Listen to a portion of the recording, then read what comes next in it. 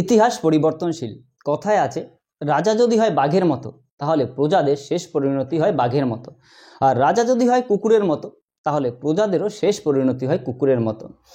গত 3 মাস ধরে মালদ্বীপ সরকার ভারতের ইন্ডিয়া আউট ক্যাম্পেইন করে যে প্রচার চালিয়েছিল, গত 23শে মার্চ 2024 সেই মৈদু সরকার কিন্তু পুরোপুরি পাল্টে গিয়ে বলে দিল যে ভারত আমাদের প্রতিবেশী দেশ এবং ভারতকে আমাদের দরকার। হ্যালো ভিউয়ার, আমি প্রবীর বিশ্বাস। আজকে তোমাদের কাছে নিয়ে এসেছি মালদ্বীপের বর্তমান পরিস্থিতি সম্পর্কে সম্পূর্ণ ডিটেলস।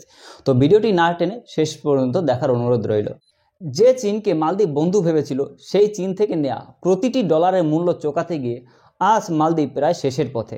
ভারতের সাথে সমস্ত সম্পর্ক ছিন্ন করার প্রায় 2 মাসের মধ্যেই আজ মালদ্বীপের অর্থনীতি প্রায় ধসে পড়েছে। এই 3 মাসেই মালদ্বীপের সবথেকে বড় বন্ধু চীন সবথেকে বড় শত্রুতে পরিণত হলো। কথায় আছে, বুদ্ধিমানরা দেখে শেখে আর বোকারা বিপদে পড়ে শেখে। এই মালদ্বীপের মৈদু সরকার শ্রীলঙ্কা এবং পাকিস্তানকে দেখেও শিখতে পারেনি।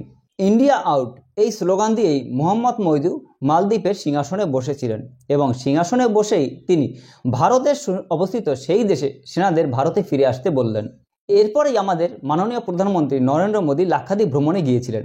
সেখানে যাওয়ার পরেই মালদ্বীপের 3 মন্ত্রী মোদীকে অপমানজনক কথা বলেছিলেন। সেই দেশের প্রধানমন্ত্রী সম্পর্কে তোমরা অপমানজনক কথা বলেছ, যে দেশে ট্যুরিস্টদের পয়সায় তোমাদের পেট চলে।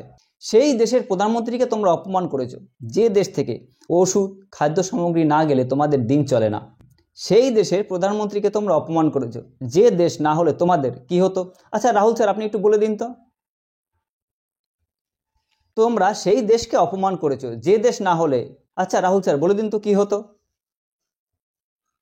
কিছুদিন আগে মালদ্বীপের সংসদে মারামারি পর্যন্ত হয়েছে।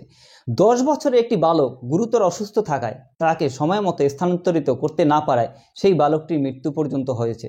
এই ঘটনায় মালদ্বীপের জনগণ কিন্তু ক্ষিপ্ত হয়ে ওঠে, এমনকি মৈদু সরকারের বিরুদ্ধে স্লোগান পর্যন্ত ওঠে। IMF ইন্টারন্যাশনাল মনিটারি ফান্ড পর্যন্ত বলে দিয়েছে যে মালদ্বীপের ফরেক্স রিজার্ভ বিপদসীমার বাইরে চলে গিয়েছে।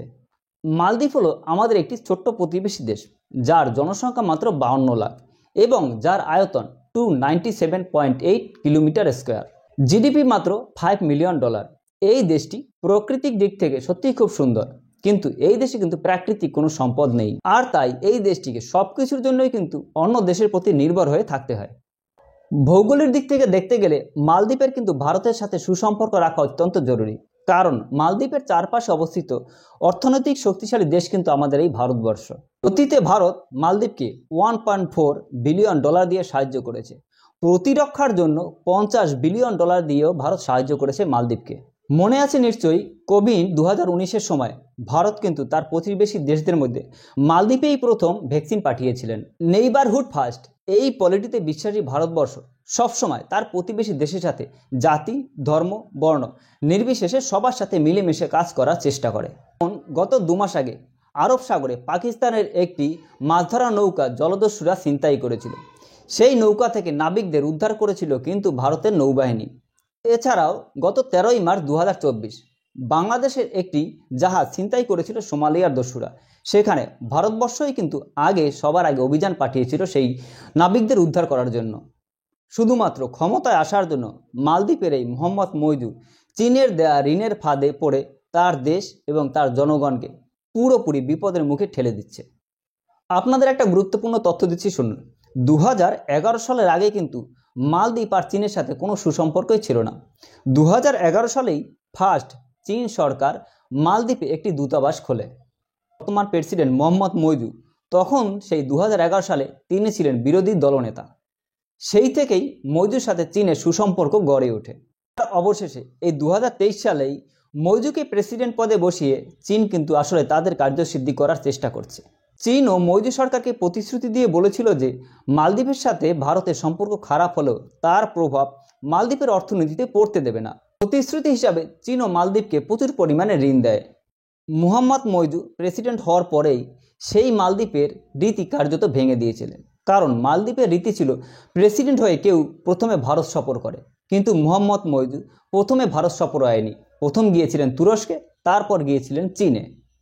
এই নবনির্বাচিত প্রেসিডেন্ট মোহাম্মদ মৈদু দেশে ফিরেই ঘোষণা করে দেন যে ভারত যেন তাদের হেলিকপ্টার, ধ্রুব এবং তাদের সেনা প্রত্যাহার করে নেয়।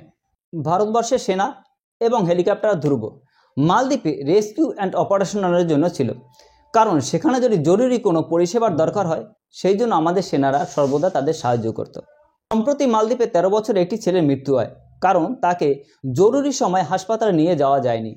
সম্প্রতি মালদ্বীপে ছোটোখাটো অপরাধ করার জন্য সেখানকার 186 জন বিদেশি নাগরিককে সেই দেশ থেকে তাড়িয়ে দেওয়া হয়েছে, এবং এর মধ্যে ভারতের হলো 43 জন। আশ্চর্যের বিষয় হলো ওই লিস্টে বাংলাদেশ, শ্রীলঙ্কা, পাকিস্তানের মতো দেশের নাগরিক আছে, কিন্তু আশ্চর্যের বিষয় চীনের কিন্তু একজনও নাগরিক ওই লিস্টে নেই। এর সাপেক্ষে মালদ্বীপের যুক্তি হলো যাদের তারা বিতাড়িত করেছে তারা নাকি সেই দেশে মাদক ব্যবসার সাথে জড়িত ছিল। ওই যে প্রথমেই বললাম ইতিহাস পরিবর্তনশীল, এই 3 মাসে অনেক পরিবর্তন হয়েছে মালদ্বীপে। চীনও কিন্তু সেইভাবে পর্যটন পাঠাতে পারেনি সেই দেশে, ফ্লাইটও ডাবল করা হয়নি। মানেটা হলো পরিষ্কার, মোদি সরকার এখন ঘরে বাইরে চাপের মুখে এবং চীনের হাতের পুতুল। একটা সমীক্ষায় দেখা গিয়েছে মালদ্বীপের বর্তমান জিডিপি $5 মিলিয়ন, অথচ মালদ্বীপের ঋণই হলো $3 মিলিয়ন। বিগত 3 মাস আগে চীনের কাছে মালদ্বীপের ঋণ ছিল 42%। 3 মাস পরেই কিন্তু সেই ঋণটা দাঁড়িয়ে গিয়েছে 49%-এ। এই 3 মাস চলেছে মোদি সরকার সম্পূর্ণ চীনের দেয়া ধারের টাকায়। এক পর্যায়ে এসে মোদি সরকার তো ঘোষণাই করে দিল যে বর্তমানে মালদ্বীপে কোনো উন্নয়নমূলক কাজ করা যাবে না, কারণ মালদ্বীপের কাছে এখন পর্যাপ্ত টাকা নেই। এবার আমরা জানব মালদ্বীপে চায়নার এত ইন্টারেস্টই বা কেন। 1982 খ্রিস্টাব্দের ল অফ সি অনুযায়ী একটা দেশে সমুদ্রের পার থেকে 200 নটিক্যাল মাইল পর্যন্ত সেই দেশের ইকোনমিক জোন এক্সিস্ট করে থাকে, অর্থাৎ ওই 200 নটিক্যাল মাইলের মধ্যে তার সম্পূর্ণ অধিকার থাকে। 1 নটিক্যাল মাইল সমান সমান 1.832 কিলোমিটার। ওই এলাকার সাভারিয়াল রাইট ওই দেশের হাতেই থাকবে। সে চাইলে সেখানে সমুদ্রে গবেষণা করতে পারে, সে চাইলে সেখানে কৃত্রিম দ্বীপ তৈরি করতে পারে, সে চাইলে সমুদ্রে অভিযান করতে পারে, অর্থাৎ ওই 200 নটিক্যাল মাইলের মধ্যে সে পরিবেশ সংক্রান্ত যে কোনো প্রকারে কাজ সে করতে পারে। ছবিতে দেখতে পাচ্ছ এটাই হলো মালদ্বীপের ইকোনমিক জোন। এটাকে কিন্তু একদম ছোট বললে এড়িয়ে গেলে ভুল হবে। অর্থাৎ মালদ্বীপের এই 200 নটিক্যাল মাইলের মধ্যে সম্পূর্ণ রাইট কিন্তু চলে যাবে চীনের কাছে, যা ভারতের জন্য মোটেই সুসংবাদ নয়। ভারত মহাসাগর এবং আরব সাগর, এই 2 সাগরে যাতে চীনের শক্তি বাড়ে, এটাই কিন্তু হলো চীনের মাস্টার প্ল্যান। আর এই জন্যই চীনের এত বিনিয়োগ, এত ঋণ প্রদান করছে। মালদ্বীপের জনগণ এবং মালদ্বীপের সরকার উভয়েরই কিন্তু বোঝা উচিত যে আজ থেকে 50 বা 100 বছর পর যখন মালদ্বীপ জলের নিচে ডুবে যাবে, তখন মালদ্বীপের জনগণকে কিন্তু চীন কোনো প্রকারই স্থান দেবে না। তার কারণ হলো মালদ্বীপের যে জনসংখ্যা আছে তার বেশিরভাগ মুসলিম, আর মুসলিমরা চীনে কিভাবে বসবাস করে এ তথ্য আমাদের সবার জানা। অথচ আপনি যদি ইতিহাস দেখেন তাহলে দেখতে পাবেন যে ভারত সরকার কিন্তু মালদ্বীপকে সবসময় বিপদে আপদে সাহায্য করে গিয়েছে। আপনি যদি সরকারি তথ্য দেখেন তাহলে দেখতে পাবেন মালদ্বীপের সব কিছুই কিন্তু ভারত থেকে যায়। তাজা মাংস, তাজা ফল, দুগ্ধ জাতীয় খাবার কিংবা ওষুধেই হোক না কেন। শুধু এটাই নয়, ভারত সরকার 2022-23 সালে বাজেটে মালদ্বীপকে 183 কোটি টাকা দিয়ে সাহায্য পর্যন্ত করেছে। 2023-24 সালে বাজেটে ভারত সরকারকে মালদ্বীপকে আরও 400 কোটি টাকা দেওয়ার কথা ছিল, 77 কোটি টাকা দেয়া হয়েছে, এবং এই বছরের শেষে আরও 500 কোটি টাকা দেওয়ার কথা আছে। কিন্তু কতটা দেয়া হবে সেটা এখন সময় সাপেক্ষ ব্যাপার, যার মূল কারণ হলো মালদ্বীপের প্রেসিডেন্ট মোহাম্মদ মইজুর অতি চীন প্রীতি। মাত্র 3 মাস আগেই কর্পোরেশন ভোটে মইজুর সরকার কিন্তু মালদ্বীপে হেরে গিয়েছে, এবং এই নিয়ে সংসদে রীতিমতো মারামারি পর্যন্ত হয়েছে। এই ভাইরাল ভিডিও আমরা সবাই দেখেছি। ইতিহাস সর্বদা পরিবর্তনশীল। যে মালদ্বীপের মাটিতে ইন্ডিয়া আউট ক্যাম্পেইন শুরু হয়েছিল, সেই মালদ্বীপের মাটিতেই কিন্তু অল্প বিস্তর হলেও চায়না আউট এই ক্যাম্পেইন শোনা যাচ্ছে। তো বন্ধুরা, আজকের ভিডিও এই পর্যন্তই। এরকম ভিডিও পাওয়ার জন্য অবশ্যই আমাদের চ্যানেলটি লাইক, শেয়ার এবং সাবস্ক্রাইব করে দেবে। দেখা হবে পরবর্তী ভিডিওতে। Thank you.